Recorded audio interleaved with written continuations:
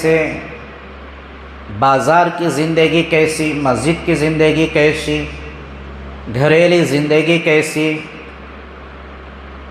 بیویوں کے ساتھ کیسی زندگی، اولاد کے ساتھ کیسا معاملہ، دوست اور احباب کے ساتھ کیسا معاملہ ہو، یہ ساری چیزیں ملا کر کے نبی پاک علیہ الصلاۃ والتسلیم کی ہمارے سامنے مثال ہے، ہمارے سامنے نمونہ ہے۔ اگر ہمیں دیکھنا ہے تو نبی کی زندگی کو دیکھ کر اپنی زندگی گزارنا ہے۔ جو بھی معاملہ ہمیں کرنا ہے تو نبی کی زندگی میں غور کرنا پڑے گا کہ یہ جو عمل میں کرنا چاہتا ہوں یا پھر میں کر رہا ہوں، یہ نبی کی زندگی سے کہاں تک تعلقات اور وابستہ ہے، کہاں تک صحیح ہے، کہاں تک غلط ہے، شریعت اور دین کے اندر اس کا مسئلہ کیا ہے۔ یہ چیزوں کو ہمیں غور کر کے عمل کر کے زندگی گزاریں گے تو دنیا کی زندگی بھی دنیا میں رہتے ہی پرسکون اور خوشحالی زندگی ہوتی ہے۔ ورنہ کہ آج ماحول ایسا ہے، لوگوں کے پاس سب کچھ ہے، اللہ نے مال دیا، دولت دیا، بنگلے دیا، عہدے دیا، شہرتیں دیا، عزتیں دیا ہے، صحت دیا ہے، بہادری دیا ہے۔ اکثر حصہ مسلمانوں کا ہمیں ایسا معلوم ہوتا ہے کہ جن کی زندگیوں کے اندر خوشی، سکون یہ چیز نہیں ہے، خوشحالی زندگی نہیں ہے۔ اس کے واسطے دیکھنا کہ جب ہمیں وضو کرتے ہیں، اللہ نے وضو کو فرض قرار دیا، اس کا طریقہ نبی نے سکھایا۔ منہ ہاتھ پیر دھو لینا، دھولے پاک و کھڑگے، تو وہ وضو میں خشوع اور خضوع نہیں رہتا، اس میں ایک جان رہتی ہے، ایک لذت رہتی ہے۔ ہمیں فرض سمجھ کر منہ ہاتھ پیر دھو لے تو وضو ہو جاتا، لیکن سنت طریقے سے کریں گے تو وہ وضو کے اندر جان پیدا ہوتی ہے، اس کا اثر ہوتا۔ نماز پڑھنا ہمیں معلوم ہے، نماز آ کر پڑھ لیتے ہیں، اتاشنا، رکوع کرنا، سجدہ کرنا، قیام کرنا، سلام پھرنا، نماز ہمیں پڑھ لیتے ہیں۔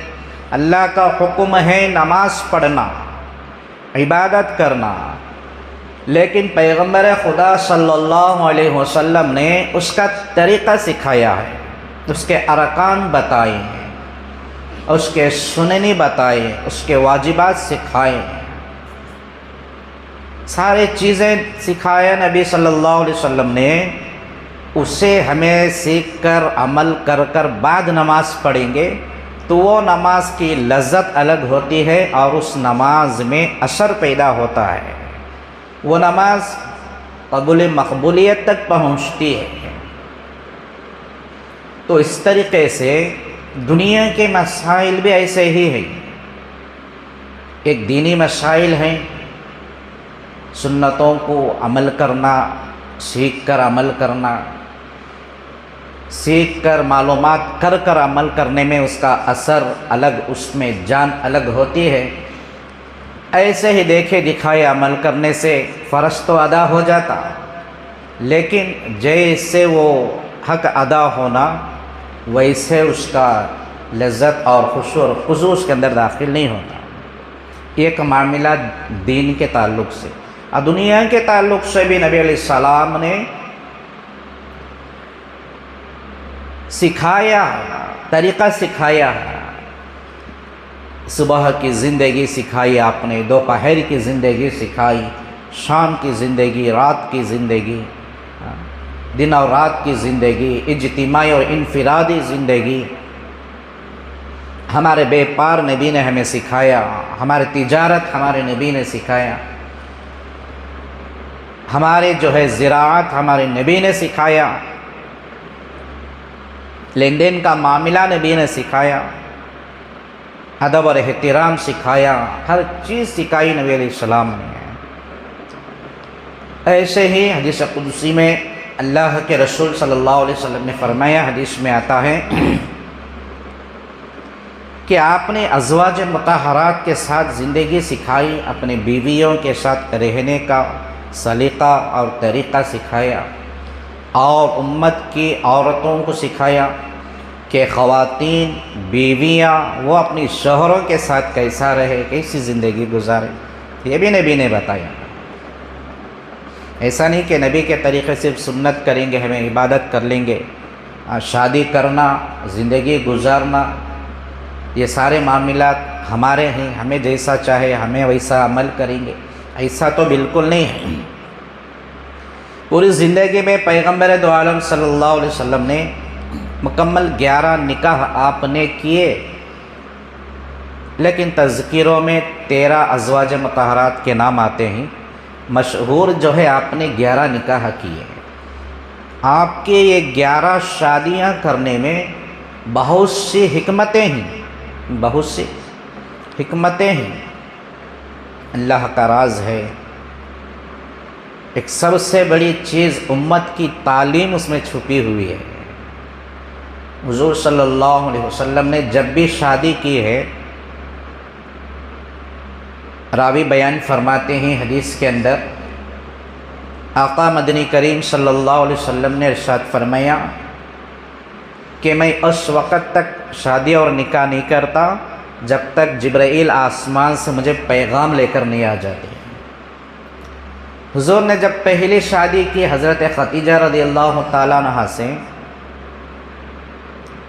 تقریباً 25 سال تک وہ آپ کی زوجیت میں رہی، اور حضور صلی اللہ علیہ وسلم کو 25 سال تک دوسرا نکاح کرنے کی ضرورت نہیں پڑی۔ ایک بیوی تھی، ان کے علاوہ ان کی موجودگی میں دوسری شادی کرنے کی آپ کو ضرورت نہیں پڑی۔ اب وہ تفصیلی واقعہ آپ لوگوں کو معلوم ہے، حضرت خدیجہ رضی اللہ تعالیٰ عنہ سے نکاح کا جب 65 سال کی عمر میں وہ انتقال کر گئی، تو اللہ تبارک و تعالیٰ کی طرف سے نبی کو وحی آئی۔ بعد میں حضور اکرم صلی اللہ علیہ وسلم نے دوسرا نکاح کیا۔ اب اس میں نبی علیہ السلام نے حکمت امت کو سبق اور تعلیم یہ دے رہے ہیں کہ حضور صلی اللہ علیہ وسلم نے اپنی سی بڑی عمر کی عورت سے بھی شادی کی، چھوٹی عمر کی عورت سے بھی شادی کیے، برابر کی عمر کی عورت سے بھی شادی کیے، سب سے زیادہ مالدار رئیس خاتون سے بھی آپ نے شادی کی، آپ کی برابری والوں سے بھی شادی کیے، اور آپ سے زیادہ کم درجے والوں سے بھی آپ نے شادی کی، اور آپ نے نکاح خاندان والوں میں سے بھی فرمایا، خاندان کے باہر کی برادری میں سے بھی فرمایا، برادری کے اور باہر غیر لوگوں میں سے بھی آپ نے نکاح فرمایا۔ یہ سارے چیزیں آپ کی 11 بیویوں کے اندر آئیں۔ امت کو حضور صلی اللہ علیہ وسلم نے ایک مثال قائم کر کے دے رہے ہیں کہ دیکھو، زیادہ سے زیادہ اپنے نکاح، اپنی شادیاں، اپنے تعلقات اپنے خاندانوں سے جوڑو۔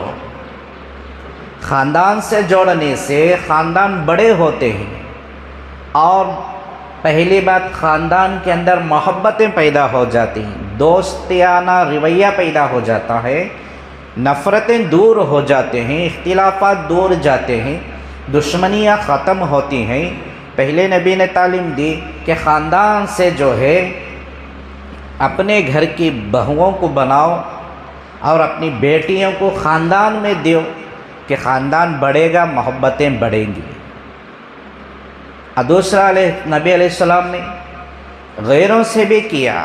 اب عام طور پر ہمارے معاشرے کا یہ حال ہے کہ ایک خاندان والے لڑکا یا لڑکی کا سوال دوسرے خاندان میں کسی رشتہ داروں سے رکھتے ہیں، تو اس میں پہلی بات یہ بول ڈالتی، نہیں بھی خاندان میں دیے تو دشمنیاں پیدا ہوتی، برازگیاں آتی، رشتے میں خلل پڑتی، اس کے واسطے خاندان میں دینا ہمیں پسند نہیں ہے۔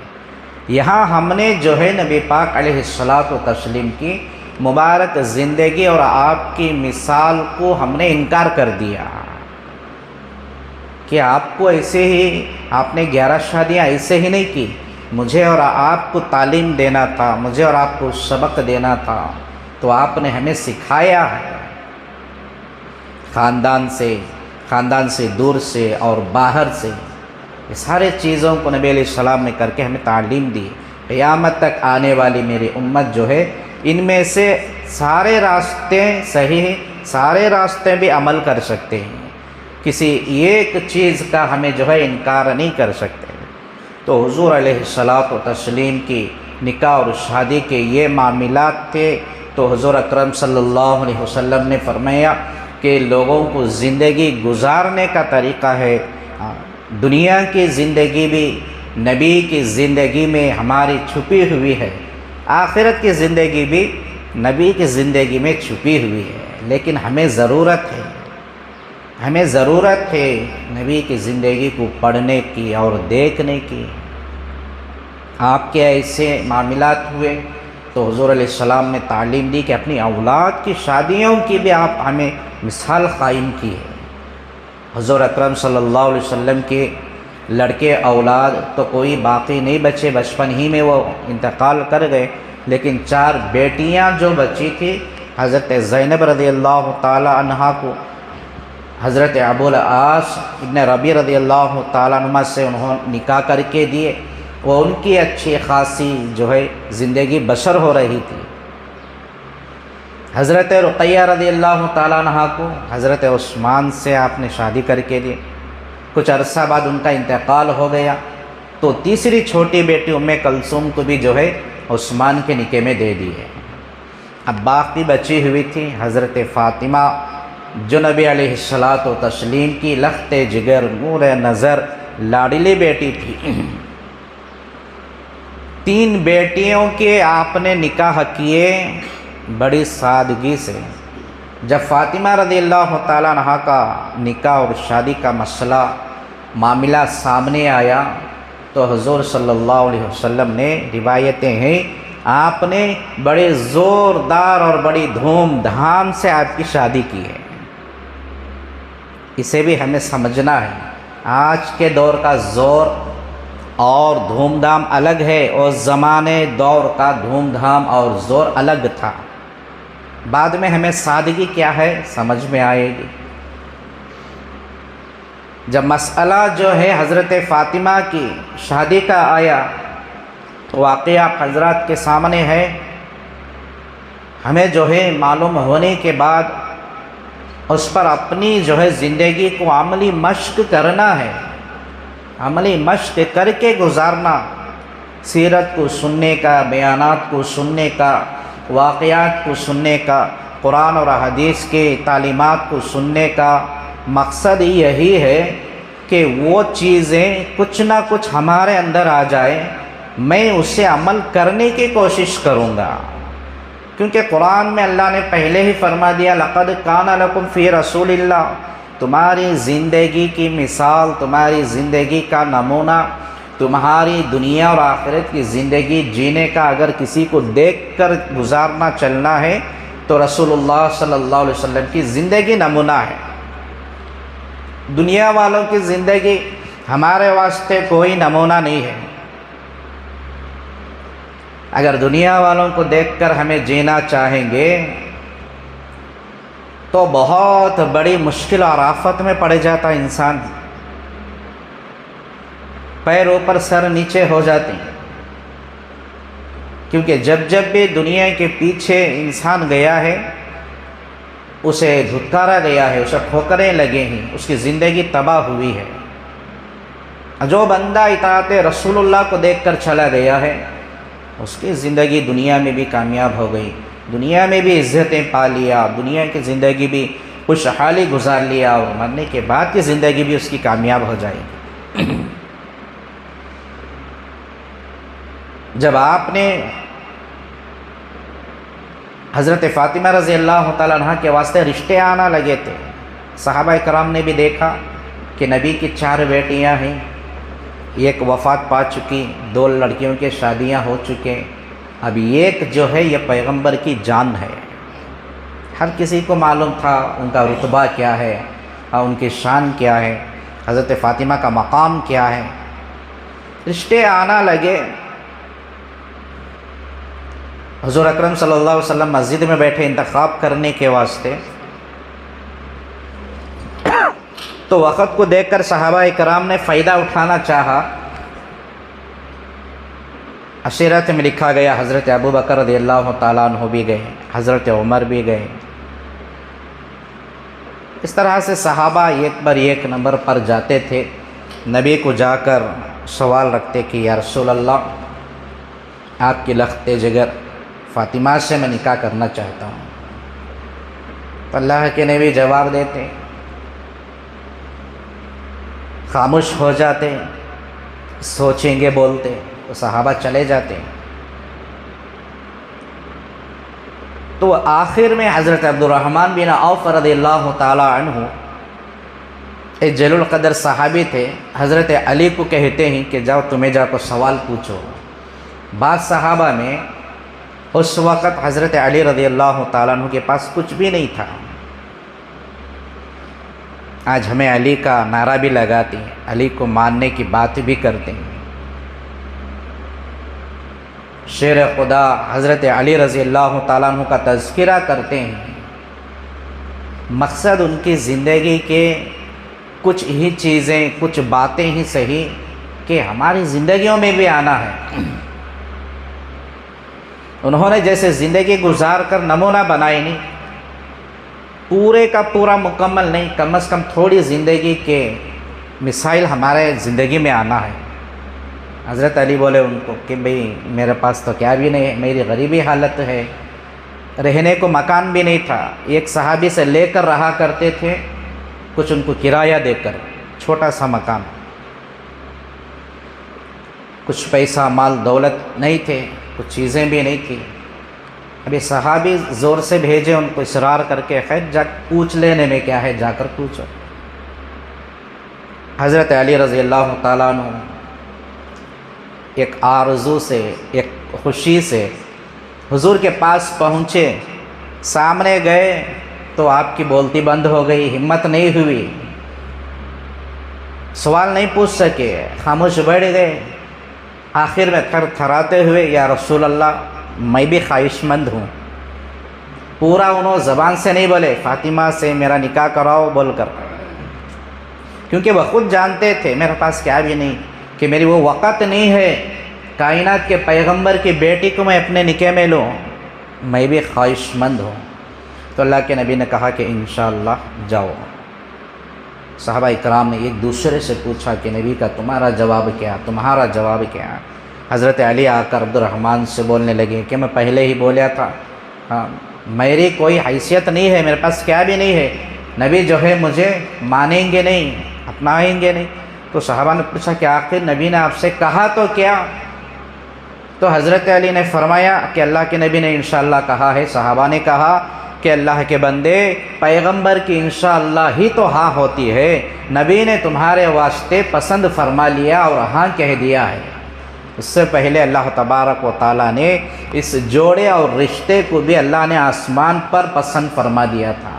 حضرت جبرائیل کو بھیجا تھا مسجد نبوی میں، حضرت جبرائیل علیہ السلام نبی کے سامنے آئے تھے، حضرت علی آنے سے پہلے آپ نے آ کر کہا تھا حضرت جبرائیل علیہ السلام نے کہ اللہ کے رسول صلی اللہ علیہ وسلم اب جو آنے والا ہے نا وہ رشتہ اللہ کو بھی پسند ہے، اسی لیے کہتے نہیں جوڑے آسمان سے بنتے ہیں، جوڑے آسمان سے بنتے ہیں، آگے والے کیا خاندان قبیلہ مال دولت شہرت خوبصورتی سارے چیزوں کو ایک طرف رکھنا ہے، استخارہ کرنا ہے۔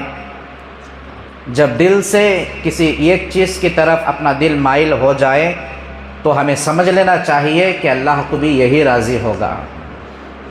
ہماری عقل، ہماری دماغ، ہماری بہادری استعمال کرنا کبھی بھی جو ہے نقصان میں پڑ جاتا ہے۔ حضور اکرم صلی اللہ علیہ وسلم امت کو تعلیم دے رہے ہیں، انشاءاللہ بولے حضرت علی کو اور چلے گئے صحابہ اکرام سب۔ آپ گھر گئے، حضرت خدیجہ رضی اللہ تعالیٰ عنہ نہیں تھی، انتقال ہو گئی تھی، حضرت فاطمہ رضی اللہ تعالیٰ عنہ بغیر ماں کی بیٹی تھی۔ اللہ کے نبی علیہ السلام نے ماں اور باپ دونوں بن کر آپ کو پالا تھا، پرورش کی تھی، تعلیم اور تربیت دی تھی۔ حضرت فاطمہ سے جا کر اللہ کے نبی نے پوچھا کہ بیٹی فاطمہ، علی سے تیرا رشتہ آیا ہے، اگر تو ہاں کہے تو کیا میں کرا دوں؟ جبکہ نبی کو پوچھنے کی ضرورت نہیں تھی۔ سیرت اور نبی کی زندگی ہمیں پکار کر سبق سکھا رہی ہے کہ جب آپ کی اولاد، تمہاری لڑکیاں، تمہارے بیٹیاں شادی کے قابل ہو گئیں، بڑی ہو چکی ہیں، سوچ سمجھ رکھنے والی ہیں، عقل والی ہیں، تو ایک بات ان کی بھی اجازت لینا، ان سے بھی پوچھ لینا ضروری ہے۔ جب نبی نے یہ عمل کیا ہے تو ہمیں بھی کرنا ہے، جبکہ یہ تو سنت بن گیا۔ آپ نے عمل کیا، تعلیم امت کو دی تو یہ سنت بن گیا۔ نہیں ہم اپنی بہادری، اپنی روبداری چلائیں کہ لڑکی کی پسند کیا ہے، کس طرح کے لڑکے کو پسند کرتی ہے یا نہیں، اس کی آرزو خواہش بھی کیا ہے، ہم مانتے نہیں۔ ہم ہم گھر کے بڑے رہبر ہیں، ہمیں بولے جیسا کر لینا، بڑی زور زبردستی سے ہماری بات پر ہماری بچی چلتی، سو یہ سارے چیزوں کو رکھ کر زبردستی سے کبھی لڑکی کا نکاح اور بیاہ کرا دینا، آگے چل کر کئی مرتبہ ایسے رشتوں کے اندر نقصانات پڑتے ہیں۔ بننے کے بجائے زندگیاں ایسی بگڑ جاتی ہیں، ایسی لڑکیاں آگے جا کر ماں باپ کو کوستی ہیں اور بد دعا کرتی ہیں کہ کیسی گھڑی میں میرے ماں باپ نے کیسے لڑکے سے میرے ساتھ شادی کر کے دے ڈالے، مجھے اس وقت ایک بات پوچھے بھی نہیں تھی، میری پسند بھی نہیں معلوم کرے تھے اور میری خواہش آرزو بھی معلوم نہیں کرے تھے، میری زندگی تو جیتے جی مجھے جہنم میں ڈال دیے۔ تو اس لیے اللہ کے نبی نے اپنی بیٹی سے پوچھ کر یہ امت کو تعلیم دی ہے۔ ہمارے واسطے ضروری بنتا ہے ہم چیزوں کو عمل کریں۔ جب حضرت فاطمہ رضی اللہ تعالیٰ عنہ، اللہ کے نبی اپنے باپ سے یہ سوال آپ نے سنا تو ان کی آنکھوں سے آنسو نکل گئے، آپ زار و قطار رونے لگی اور کہنے لگی کہ ابا حضور، یہ ایسے باتیں، ایسے سوالات تو مائیں پوچھا کرتی ہیں، بڑی بہنیں پوچھا کرتی ہیں، لیکن آج میں ماں سے محروم ہوں، میری ماں نہیں ہے، آپ اسی لیے یہ سوال آپ مجھ سے پوچھ رہے ہیں۔ تو کہتی بھی کیا کہتی بیٹی، روتی ہوئی اپنی سر کو، اپنی منڈی کو نیچے ہلاتی ہوئی ہاں میں آپ نے جواب دیا۔ حضور صلی اللہ علیہ وسلم بھی روتے ہوئے مسجد کی طرف واپس گئے اور صحابہ کرام کو جمائے اور اعلان کیا کہ میں محمد اللہ کا نبی اپنی دختر اختر فاطمہ کو علی بن ابی طالب کے نکاح میں دینے کے واسطے رشتے کو میں منظور ہو گیا ہوں۔ حضور صلی اللہ علیہ وسلم نے رشتہ منظور کیے اور آپ نے ان سے پوچھا کہ علی تمہارے پاس کیا ہے؟ اب معاملہ لین دین اور جہیز کا، رشتہ تو پکا ہوگا نہیں۔ اب یہاں لین دین معاملہ کس سے؟ سوال لڑکے والوں سے۔ ہمارا معاشرہ بگڑ چکا ہے، ہمیں لڑکی والوں سے سوال کرتے ہیں، لڑکی والوں سے مانگ کر لیتے ہیں۔ حضرات علماء کرام فرماتے ہیں جس لڑکے کے گھر کے اندر سونے کے واسطے بستر نہ ہو، پلنگ نہ ہو، پکا کر کھانے کے سامان نہ ہو، ایسے لڑکے کو لڑکی دینے کی ضرورت کیا ہے؟ جب سارے چیزیں لڑکی والے دے رہے ہیں تو پھر اس لڑکے کا کمال کیا ہے؟ سمجھنا چاہیے ہم لوگوں کو۔ معاشرے کو بنانا بھی اطاعت رسول اللہ میں ہے اور ہم خود اپنے ہاتھوں سے بگاڑ لیتے ہیں اطاعت رسول اللہ سے محرومی پا کر۔ جب لڑکا الحمدللہ کہتا ہے جماعت میں بیٹھ کر، اس کا مطلب بھی سمجھنا چاہیے۔ ہر رائے دانے کے ذرہ برابر کی ضرورت، ہر چیز اس لڑکی اور دلہن میری بیوی کی وہ میرے ذمہ ہے۔ اب اس کے بعد وہ ماں باپ سے کچھ نہیں لیں گے، ہمیں لانے کے واسطے بھیجیں گے نہیں، ضرورت پڑی تو سسرال والوں سے مانگیں گے نہیں۔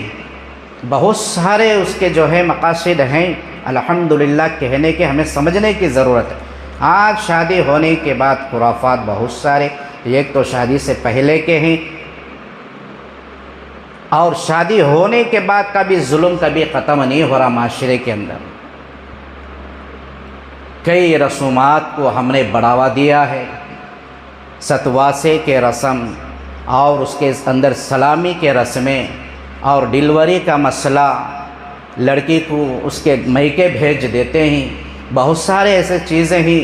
ہمیں سنت نبوی اور سیرت رسول اللہ صلی اللہ علیہ وسلم سے سن کر، پڑھ کر، سیکھ کر عمل کرنے کی ضرورت ہے۔ ہر چیز جب میکے والے ہی کر رہے ہیں تو پھر ہمارا نکاح کرنے کا، دلہن بنانے کا سبب کیا بنا؟ جب ضرورت پڑ جاتی ہے تو ظلم ڈھاتے ہیں اور ان لڑکی والوں کی طرف سے کچھ وقتاً فوقتاً پیسہ مانگتے ہیں، فلانے چیزاں مانگتے ہیں۔ یہ سارے خرافات ایک زمانے جاہلیت میں پائے جاتے تھے۔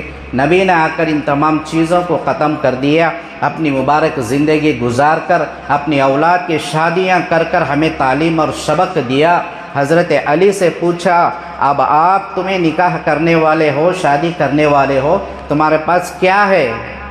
حضرت علی رضی اللہ تعالیٰ عنہ نے کہا کہ اللہ کے نبی میرے پاس تو کیا بھی نہیں۔ تو حضور نے کہا ایک جنگ کے میدان میں تمہیں زرہ ملی تھی نا، وہ کیا ہوئی؟ وہ ایک زرہ ہوتی ہے، جنگ کے وقت میں اپنے بدن کو پہنا جاتا ہے، ایک کوٹ ہوتا جو دشمنوں کے تیر اور تلوار اور واروں سے بچنے کے واسطے۔ اللہ کے نبی نے پوچھا کہ وہ کیا ہوئی، تمہارے پاس ملی تھی نا تمہیں وہ؟ حضرت علی نے کہا کہ وہ ایک ہی چیز ہے، اس کے علاوہ میرے پاس کیا بھی نہیں ہے۔ حضور نے کہا کہ جاؤ اسے بیچ ڈالو، اسے بیچ کر شادی کے واسطے سامان خریدو۔ حضرت علی راستے میں جا رہے تھے، ایک صحابی ملے، ان سے پوچھے کیا معاملہ، ایسا معاملہ ہے؟ تو وہ صحابی اس کی قیمت سے بھی زیادہ انہیں دے کر جو ہے، اصل اس زرہ کی قیمت کیا تھی اس دور کی، آج کے زمانے کو صرف 125 روپے کی، 125 روپے۔ اب اس میں شادی کا سامان خریدنا سو، ایک صحابی وہ خرید لیتے۔ حضرت علی رضی اللہ تعالیٰ عنہ نے خریدا، ایک نہالی اور 2 تکیے، ایک چٹائی اور ایک اوڑھنے کی بیڈ شیٹ اور کمبل خریدا۔ آج کے زمانے کی روئی اور فام کی نہیں تھی، کھجور کے پتوں کی نہالی تھی اور انہی پتوں کی پھٹی چٹائی تھی، اور اسی جو ہے پتوں کی جو ہے اوڑھنے والی بیڈ شیٹ کی طرح سامان تھے۔ یہ چیزیں آپ نے خریدا 125 روپیہ میں، حضرت علی کے شادی کا سامان۔ اور وہ صحابی جو آپ کی زرہ لیے تھے نا، انہوں نے تحفے میں انہیں وہ بھی واپس کر دیا۔ اب لڑکی والوں کا جہیز دیکھو، اللہ کے نبی علیہ الصلوۃ والتسلیم نے آپ کو چکی دی اور ایک چادر گھر میں اٹھا کر، ان کی والدہ کی جو چادر تھی وہ فاطمہ کے جہیز میں نبی نے دیا۔ اس چادر میں بھی ایک چمڑے کا پیون لگا ہوا تھا، پھٹی ہوئی تھی چادر، چمڑے کا پیون اس میں سلا ہوا تھا۔ اسی چادر اپنی بیٹی کو، اور جو ہے ایک لوٹا، 2 چھوٹے مٹی کے گلاس تھے اور ایک گھڑا تھا مٹی کا پانی استعمال ہونے والا، چکی تھی۔ یہی کچھ سامان حضرت فاطمہ رضی اللہ تعالیٰ عنہ کا جہیز تھا۔ تو اس سے روایت میں کہا گیا یہ بڑی دھوم دھام کی شادی تھی۔ اب ذرا سوچ کر دیکھو، 3 بیٹیوں کی شادی، جو شادی آپ نے کی ہے وہ کیسی سادگی گزری ہوگی؟ یہ دھوم دھام کی شادی بتائی گئی۔ دوسرے دن حضرت علی کو بلایا گیا، کہا کہ ولیمہ کرنا ہے، کیا کرو گے؟ حضرت علی اس وقت بھی گھبرا گئے، اللہ کے نبی کل نکاح ہوا، آج میرے پاس ولیمے کو کیا بھی نہیں ہے۔ ایک صحابی حضرت سعد رضی اللہ تعالیٰ عنہ تھے، انہوں نے کہا کہ یا رسول اللہ میرے پاس ایک بکرا ہے، وہ میں دے دوں گا، علی کے بکرے میں دعوت میں اس کو کٹا دیا جائے۔ حضور صلی اللہ علیہ وسلم نے کچھ پیسہ حضرت علی کو دیے، بازار جاؤ، شہد اور چھوارے اور گھی خرید کر لاؤ۔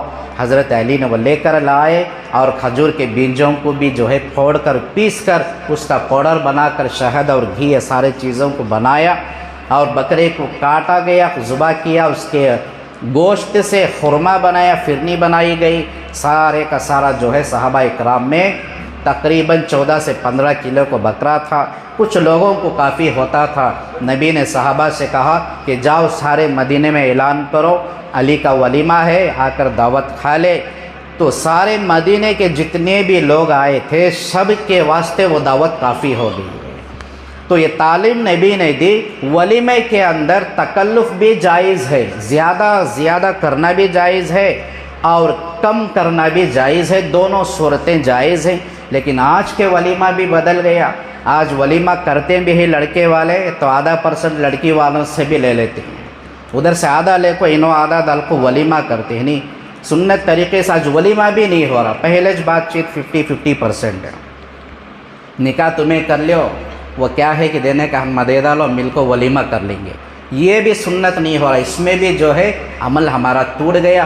تو لہٰذا دوستوں بزرگوں، ہماری زندگی صبح اور شام اور دنیا اور آخرت کی اگر مختصر زندگی ہے، ہمارے سامنے انتقال کر جانے والے ہمیں یہ عبرت دے کر جا رہے ہیں، جو ہے ہماری جب تک سانس چل رہی ہے زندگی باقی ہے۔